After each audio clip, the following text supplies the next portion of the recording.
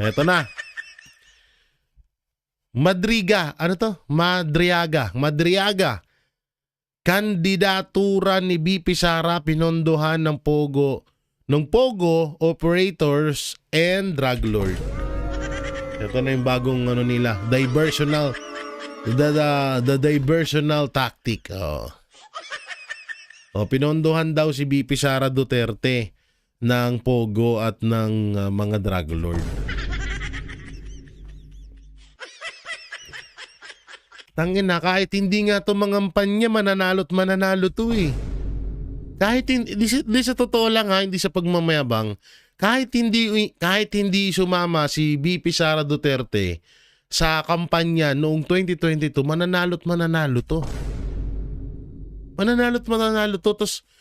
Tapos usapang pondo, pinopondohan ng Pogo operators etong si BP Sara. So ganun din pala si Marcos. Magka-tandem sila. So bakit nawala yung Pogo at pinalitan ng Pigo sa panahon ni Marcos Jr.? So ibig sabihin, pinopondohan din si Marcos Jr. ng Pigo at ng mga drug lords. Ganun ba yon? Ganun pala yun. Kayo talaga magda-divert na nga lang kayo ng issue, hindi nyo masyadong pinag-isipan. Backfire na naman sa inyo to. Biruin mo magka-tandem si Marcos Jr. at si BP Sara noong 2022. Kung merong mang pondo kay BP Sara na manggagaling sa Pogo at sa mga drug lord, dinaambunan din doon si Marcos Jr. Tsaka ito pa ha. Sinong mga itinuturing ng drug lord?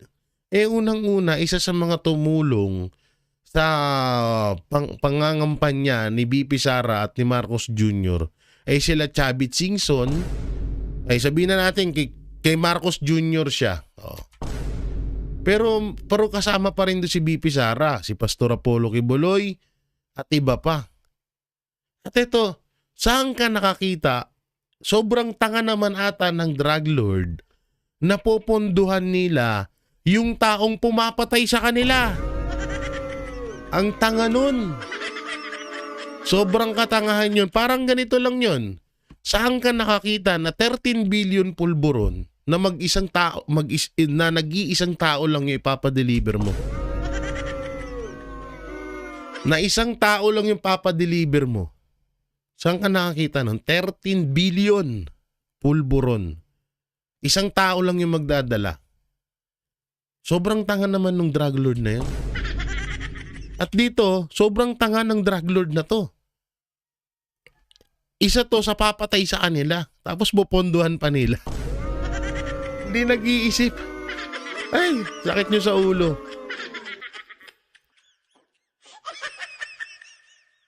Kahit batang musmusin, kahit batang musmos, tatanungin mo, Toy, ikaw ba magbibigay ka ba ng pera sa bibigyan mo ba ng 5 pisong pera yung kaklase mo na 5 piso lang din naman yung pera mo? Sagutin ng bata, hindi, syempre, ito na lang pera ko eh. Tanginang yan, no? Pogo, tas ito pa, yung Pogo na naman, ito na naman, dinidikit na naman nila. Ito, sa totoo lang, yung about Pogo na yan, talagang may Pogo nung panahon ni Pangulong Duterte. Hindi natin may itatanggi yun.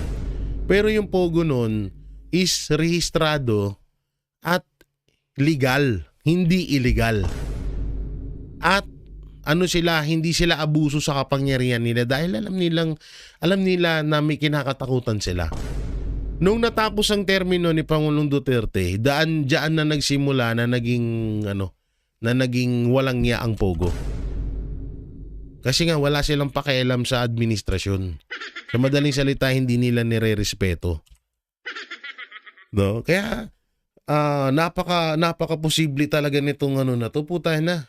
Yung taong dumudurog sa inyo, poponduhan mo para manalo. Saan ka nakakita nun? Kagaguhan? O, eto naman kay Saldico. Oo, tinuturing ng pugante. Etong si idinaleklara ng pugante si Saldico. Oo, mukhang hindi nila kayang lusutan yung mga darating na pasabog ni Saldico, kaya siguro ito gumagawa na naman sila ng panibagong diversional tactic para dito na naman sila mag-focus. Pustahan tayo, mabubuhay ang Congress, oh. Oo, pustahan tayo, biglang mabubuhay ang Congress. Maglalabasan yung tuwadcom dyan. Matagal-tagal silang nakapagpahinga eh. Pustahan tayo, lalabas yan. Ako na nagsasabi sa inyo. Kaya Saldico, hanggat maaga pa lang, ilabas mo na lahat yan. Yung mga video dyan, yung mga video na paano ka inuutusan ni Lisa, paano ka inuutusan ni Romualdez, ilabas mo na yan. Ito nga yung sabi ni Ronald Cardema eh. Sabi niya, tangina, sino yung siraulong gagong abnoy na yun? Biro mo pati sila hindi nila kilala oh. Kahit sinong may topak pwedeng gumawa ng affidavit at para makapagpasa ng notarize ka sa loob ng kulungan, alam mo agad na may collaboration with authorities. Yan na. Oo. Yan ang dyan. Alam nyo, bukas ang makalawa, lalabas at lalabas yung pagkatao niyan. At mamaya, ilalabas natin na mismo dito kung sino ba tong tao na to. Halimbawa, ito, may picture ako kay BP Sara. Ako ay isang damakmak din ng kaso. Kidnapping, or sabihin ko na sangkot ako sa illegal na droga. Ibig sabihin, kailangan damay dun si BP Sara. Kagaguhan no?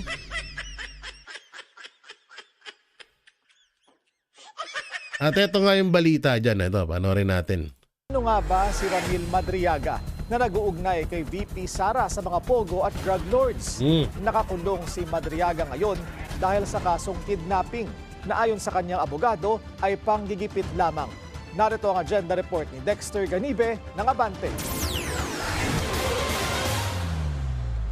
Si Ramil Lagunoy Madriaga, nakilala noon bilang Kuya Ram sa Office of the Vice President, ay dating national convener ng Isip Pilipinas o Inday Sara is my president. Nabatay sa kanyang sinumpaang salaysay, sinooy Mayor Inday Sara ang nag-utos sa kanya para itatag noong 2020 bilang paghahanda sa presidential candidacy ng Mayora.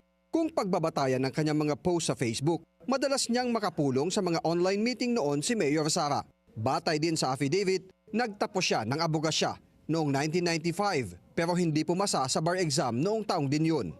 Nagtapos din siya ng Masters in Management kaugnay ng National Security Administration. 1993 pa, nagtrabaho na umano siya sa Economic Intelligence and Investigation Bureau ng Department of Finance. 2001 naman sa National Security Council at sa Intelligence Service ng Armed Forces of the Philippines o ISAF. Okay. Napasok din siya sa NBI at sa Revenue and Integrity Protection Service na isang anti-corruption task force ng DUF na nabuo sa bisa ng Executive Order No. 259 noong 2003. Mula 2016 naman ay nagtrabaho siya bilang intel agent ng mga Duterte. Siya rin ang itinuturong leader umano ng kidnap or ransom group na nakapangalan sa kanya. Batay sa mga report, notorious ang grupo ni Madriaga dahil sa pag-torture umano sa mga biktima at pinapadala ang larawan sa kamag-anak para makumbinsing magbayad ng ransom.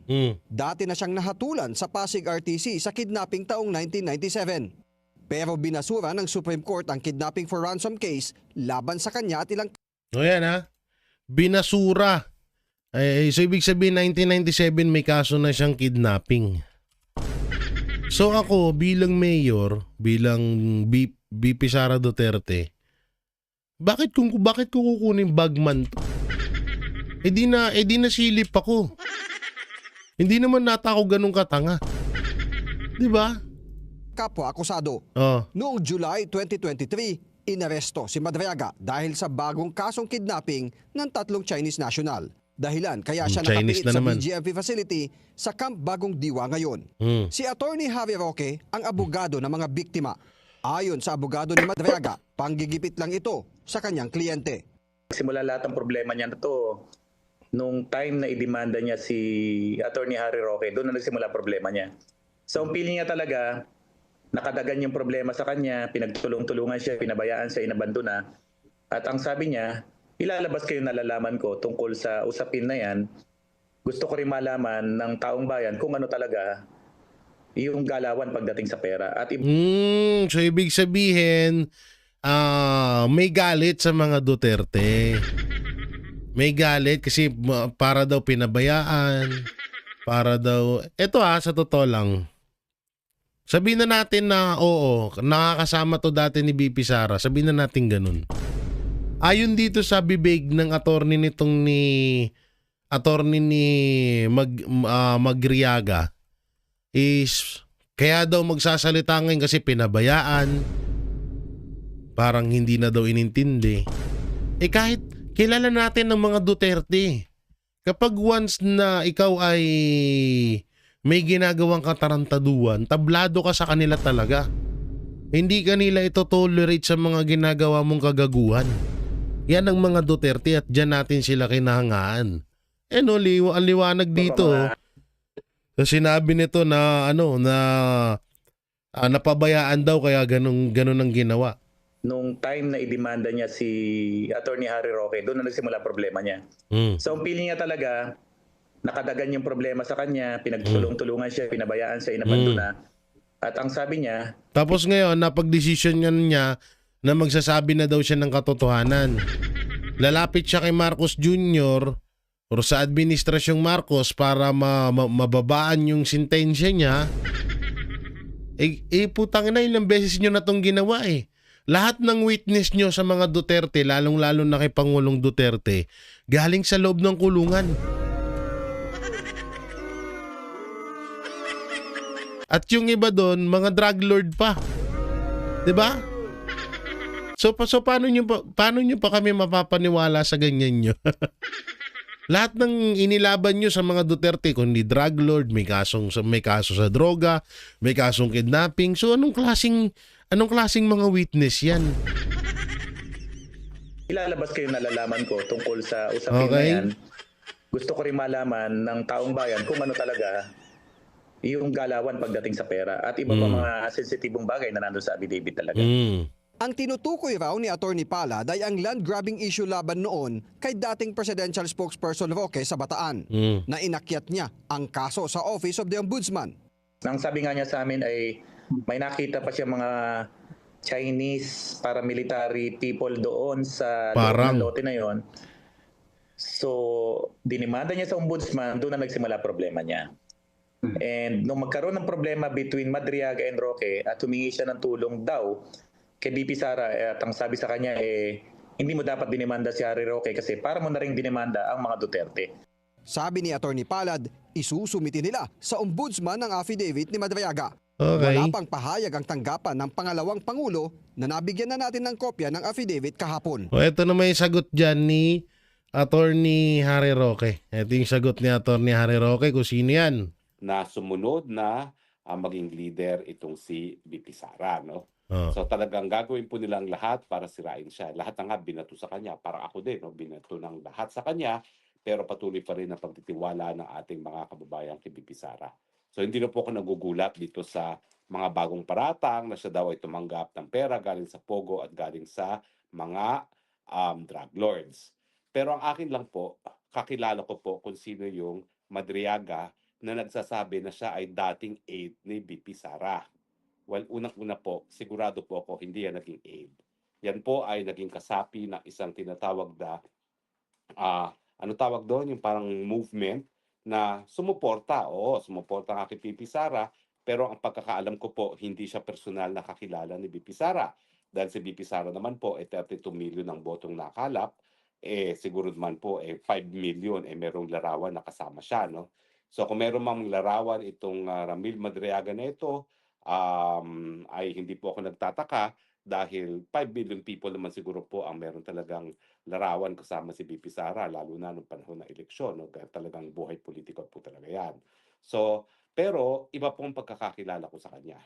Kilala ko po itong Madriagang ito dahil siya po isang akusado sa isang kaso na hanggang Setyembre ng taong ito ba o taong nakalipas 2024, ako po ang personal naghahawak. Ngayon po, opisina ko pa rin ang naghahawak ng kaso laban sa kanya bilang private prosecutors under the direct and control and supervision of the public prosecutors. Ano po ang kasong yan? Ang kaso po ay 2 counts of kidnapping for ransom. Now, siyempre po yan ay nakabinbin sa hukuman. Hindi po natin po pwedeng sabihin kung siya ay guilty or not guilty dahil hindi pa po napapatunayan. Alam ko naman po yan, yung sub judice rule, no? At bawal sa akin bilang isang partido sa kaso na yan na sabihin siya ay guilty na.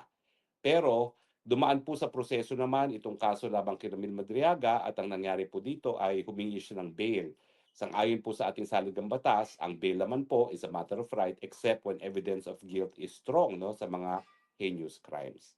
At matapos siya humingi ng bail, yan po ay hindi napagbigyan ng hukuman dahil ang sabi ng hukuman, the evidence of guilt is strong. Ano ba ho yung mga ebidensya laban sa kanya? Well, kasama na po dyan yung positibong identification ng mga biktima ng kidnapping ng mga Filipino-Chinese na kasama nga si Ramil Madriaga, kasama yung kanyang pinsan na nangidnap sa kanila at iba pang mga physical evidence gaya ng mga text messages, no? So hanggang doon lang po ang sasabihin natin doon sa kaso. Pero ang nilinaw sa inyo, itong impormasyon na siya daw ay ex-aide ni BP Sara ay kasinungalingan po yan. Hindi po siya kakilala ni BP Sara, ang aking pagkakaalam. At pangalawa, kung hindi po ako nagkakamali, nagpa-blatter nga po si BP Sara ng grave threats laban dyan kay Ramil Madriaga kasi binantaan ang buhay ni BP Sara. Yun pala Binantaan din po naman. ang buhay ko. Sa totoo lang po, nung hinawakan ko po itong kaso ng Madriaga, binalik po ng kapulisan yung security ko na nabawi na matapos akong matalo nung eleksyon nung 2022. No? Binalik po nila kasi nga... So dati pa lang pala, may balak na to kay BP Sara. Oo, may ano na, may talagang may gustong gawin to kay BP Sara na hindi maganda. Okay. Delikado talaga itong grupo ni Ramil Madriaga. Sa katunayan, matapos po silang mahuli, no, madakip at mahuli, nagkaroon po ng manhunt para sa kanila, renade din po yung kanyang parang, ano tawag dito, farm, no, dyan sa Rizal, kung saan napakadami pong baril na nakuha. Nakapagtataka nga po bakit napakadaming baril itong si Ramil Madriaga, bagamat ang naging negosyo po niya ay parang security agency, pero kung titignan niyo po, hindi ordinaryong security agency na naka-blue uniform, no? Para po talaga silang, wow, elite security group na hindi mo alam kung anong ginagawa. At sangkatutak nga pong mga firearms ang na-recover nung siya po ay renade sa kanyang farmhouse dyan sa Rizal. So unang-una, yung mga pinagsasabi po nitong Madriagang ito, nanggagaling po sa isang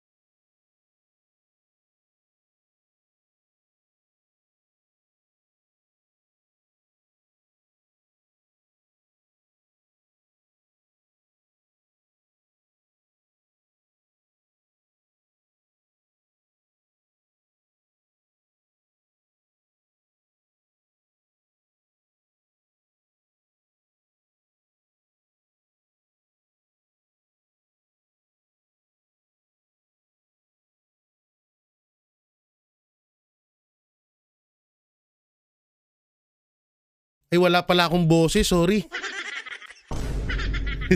Hindi ko natanggal yung mute. Magbabasa tuloy ako ulit. Buisit na yan, sorry guys. Oh, eto, ulitin natin ha. Lakihan natin yung picture. Puta na, umulit tuloy ako. Ulitin natin. Ulitin natin yung paglaki ng ano. Yan, ulitin natin ha. O, eto.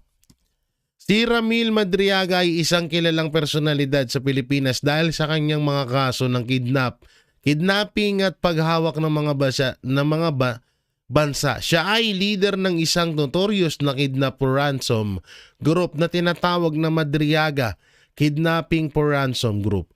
Noong 2022 siya ay inaresto ng Philippine National Police Anti-Kidnapping Group PNP AKG dahil sa kidnapping ng dalawang pinsan na sina Mark at William Lu sa Tondo, Manila. Si Madriaga ay may mga kaso na kidnapping at may mga paratang na siya ay may koneksyon sa illegal na gawain tulad ng paghawak ng droga at ng Pogo operation. Siya ay kasalukuyang idineklara or idinetain sa Camp Bagong Diwa dahil sa mga kasong kidnapping. So yan po, no. Ganyan po, ayan po yung pinaka-record nitong ni Madriaga.